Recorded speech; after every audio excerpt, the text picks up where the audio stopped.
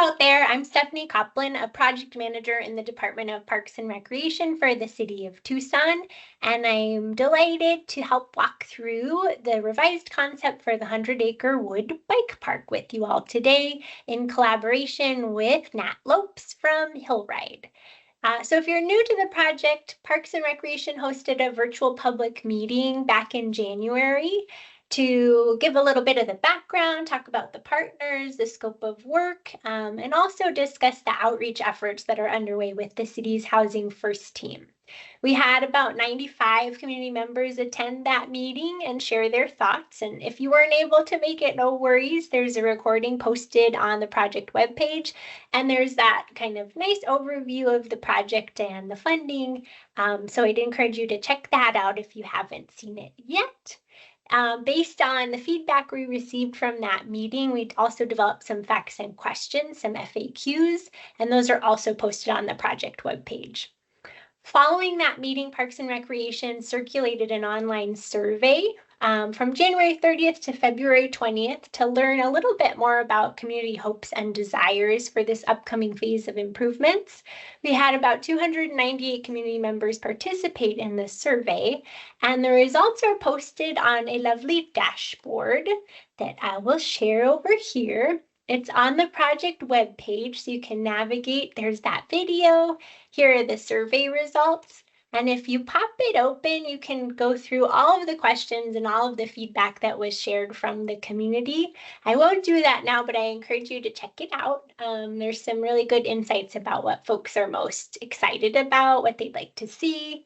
And just to provide a quick summary, we learned that people are really excited about the opportunity for centrally located riding opportunities to be developed in a natural desert surrounding, and would really like the site to feel safe and inviting.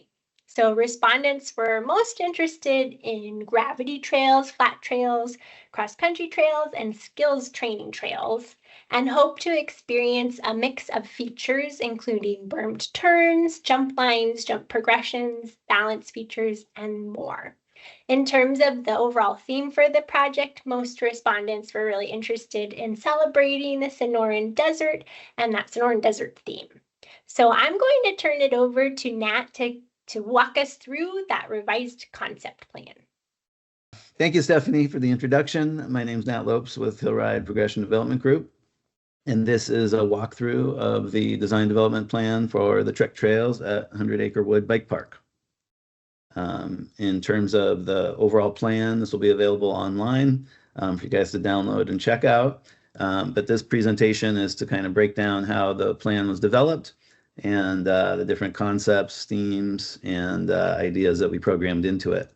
So starting with the site itself, it is called 100-acre Wood because it is 100 acres of land within the Tucson city limits, bounded by Alvernon Road to the west, Swan Road to the east, and Golf Links Road to the south. It's right on the border of the Davis-Monthan Air Force Base. And it has the aviation bikeway that runs through it from east to west. It's 1 mile segment of the paved aviation bikeway, which does tie into the larger Tucson Huckleberry Loop. In terms of the overall site constraints, there are Tucson flood control facilities. There's also an ACOE, Army Corps of Engineers 404 permit area in the middle of the site. And then the site is accessed and will be accessed to the public via aviation bikeway. There are also water, sewer, electrical, fiber optic, utility infrastructure, and there's also groundwater monitoring wells that exist on the site. So there is some complexity. And then one of the most important components is that there needs to be utility access in order to manage and get to the utility infrastructure on site. And then incredibly important to the plan is that we have streamlined EMS access, both police, fire, emergency response in case there's injuries, accidents out at the park.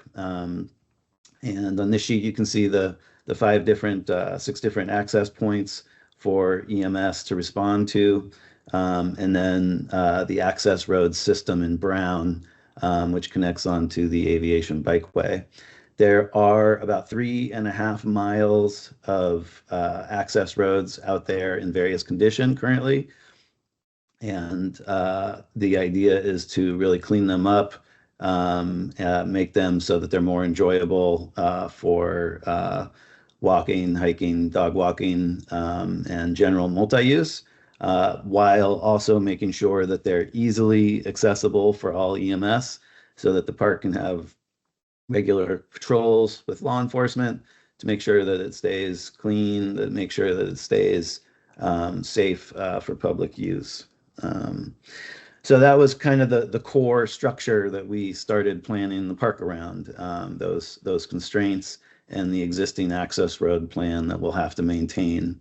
Um, and so in terms of looking at the park, one of the big kind of frameworks we wanted to look at the park with was essentially a natural area plan, where long-term, one of the best aspects of the site is its natural conditions right in the city, beautiful views of the Catalina mountains in the background, and it's really quite beautiful. So the idea is to really kind of lean into that and create a plan around long-term, essentially environmental education, stewardship, and restoration of the park. And part of that plan is that we designate, or we don't designate, but we indicate, sorry. Part of that plan is that we establish natural areas in the park.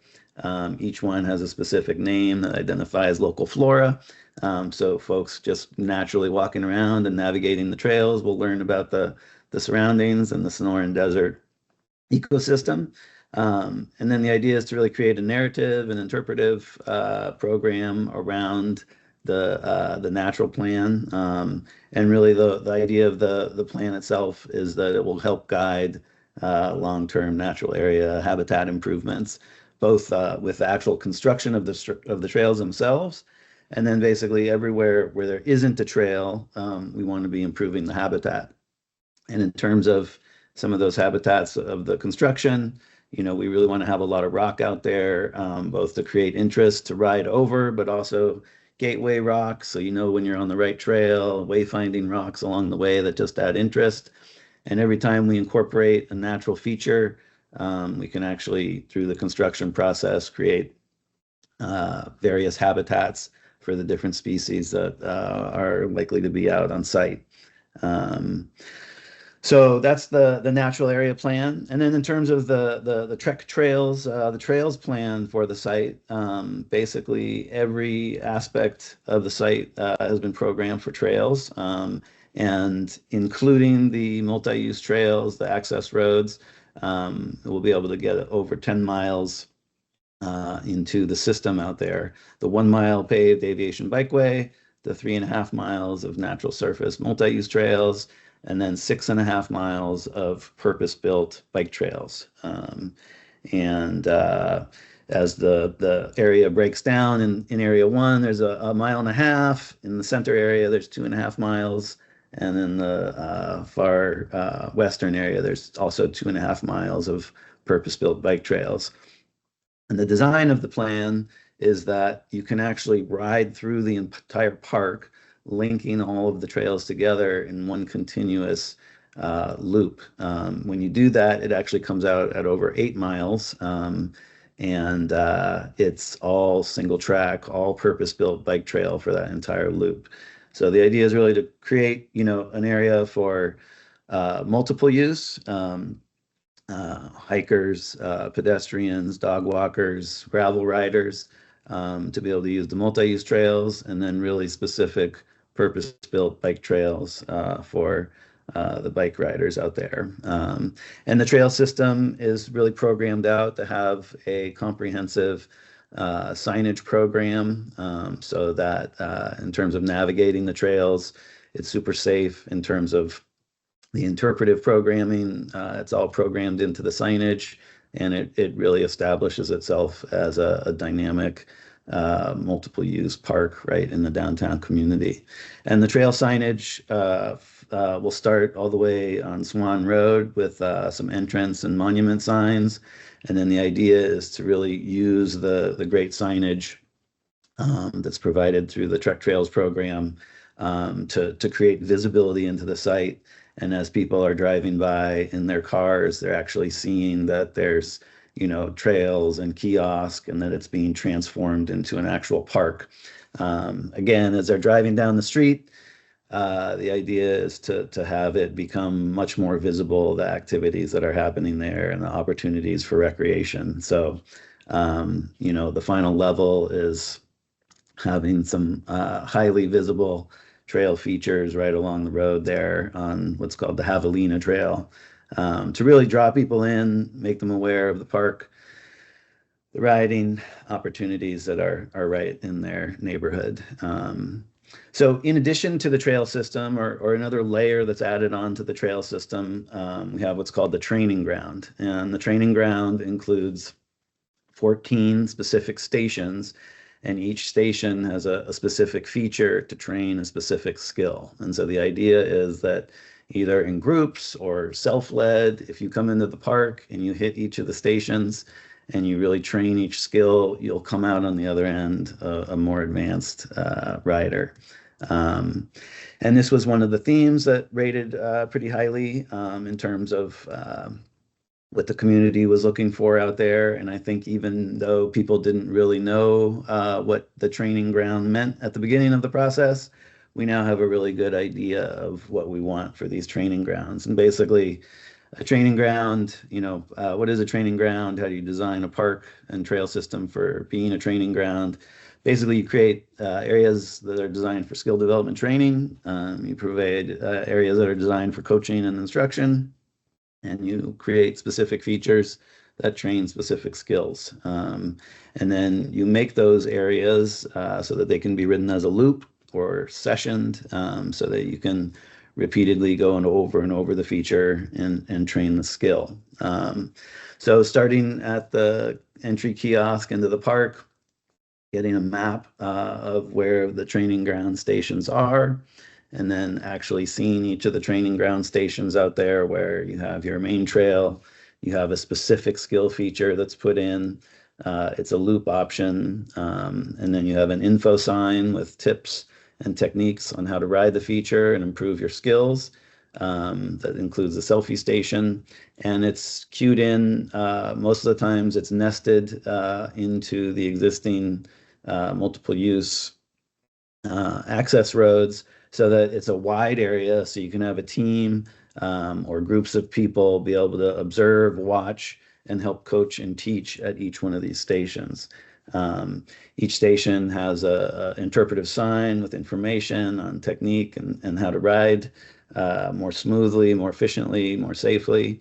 And then also each one of these stations has a selfie station where you can actually drop your phone in and take a video of you riding the feature yourself, or if you're a coach or a parent, you can turn it on and capture everyone on your team riding through each of the individual features. So you can track progress, skill development, and also just create, a whole little viral sensation around the park. So each one of the stations of the 14 is designed for different skills. So, starting with the bike fit and ready position, it's really just a bar that you roll up against. And then there's a series of exercises you go through to make sure your bike is fit well. And you can record that. So this is like really important. It's sometimes hard to get a good glimpse of your own riding and your own setup and your own bike fit. So when you have that selfie station, even if you're doing it by yourself, you can check it out and run through the exercises. And then it goes into rollers and creating momentum and smoothness through the rollers, then the berms, then trail jumps, then rock features. And there's a lot of, we got some great feedback from the survey about what kind of features people wanted to see and what some of the core skill techniques are. And about half of the programming leverages or uses or relates to the NICA, the great NICA coaching resources. And then the other half of the program is kind of just, developed from best practices and techniques for riding in the community. So it should be a really just super fun part of the project. In addition to the skill stations, There are 4 bike park riding areas. The mini jump park that just has 2 small and medium jump lines. A bigger jump park that'll actually have pretty significant 1,000-foot long jump lines. A drop park for practicing flat drops, inverted drops, all different kinds of drops. And then a small flow park with beginner, intermediate, flow trail options that are all gravity assisted. So those will be super exciting little features within the park. And then there's also 6 rest areas located throughout the park.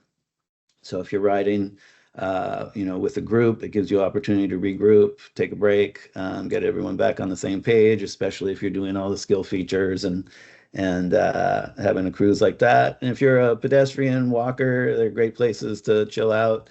They're located in the naturally shaded areas and areas with nice views in the park. So it really kind of creates that multi-use feel out there. Then we'll also have the Sonoran Desert Interpretive Trail. So, taking those areas that we designated as natural areas as kind of our core. So like there's the Desert Ironwood natural area. And then all of our trails are actually named after all of the different species that you might see in those natural areas or that might consider their habitat as being part of those natural areas. So that includes everything from javelinas to red-tailed hawks and roadrunners to whip scorpion, and all the different ecosystem communities that live within the park. So again, creating another layer so that environmental education is just happening as you're out there cruising the trails. You're learning about the environment and the ecosystems. And that Sonoran Desert theme was really one of the biggest responses, as Stephanie had mentioned, of people being interested in. And there's just such great species out there to highlight. So super excited about this. And in terms of the natural area plan, I think it really gives a vision and creates a reason for advancing the habitat improvements that we can do, not only during the trail construction, but in the long term as well. So, and that ties into the kiosk. We'll be able to have resources, brochures for the natural areas and learning about the environments, coloring books for kids, all kinds of fun stuff to really turn the park into an area to explore and appreciate the environment. There might also be an opportunity to include some natural species signage out there as well to add a little bit of extra flavor and fun as you're riding the trails. And then final piece of the overall pie is that we have another kind of little multi-use fun thing for people that are visiting the park and exploring and looking for something to do. It's our Black Mountain flight testing ground. And this is to respond to the airbase operations theme, which we pulled, which tested pretty highly. And so the idea is that we have a little area set aside for flying paper airplanes in the park, and a little interpretive signage to get kids going, kids of all ages, and a pretty simple, just a couple wind flags and distance flags for testing. And then at the kiosk, we can have links to resources for paper airplane templates. So you can fold up your own plane and go out there and test after a day of riding through the park. And you can even get the more advanced designs that fold into the planes that are actually flying overhead at Davis-Monthan Air Force Base.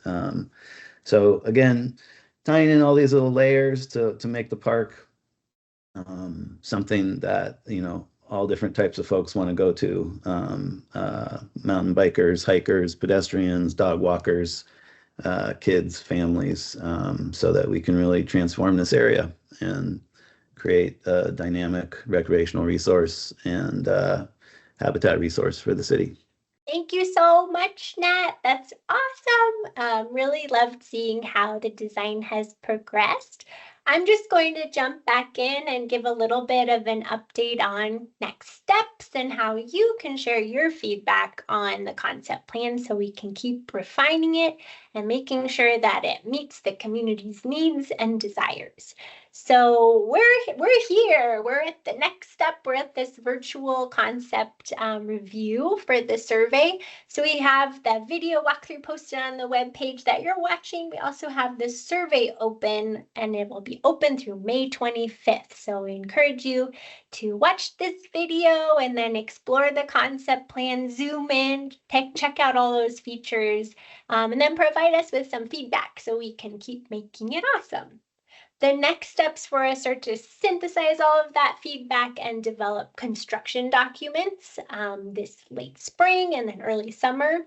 Then we'll bid and award a construction contract and continue decommissioning through late summer of this year. And we anticipate that construction will start in the fall. So we're really excited to keep things moving and so appreciate your input on helping shape this awesome bike park for the community. Thanks so much. Have a great day.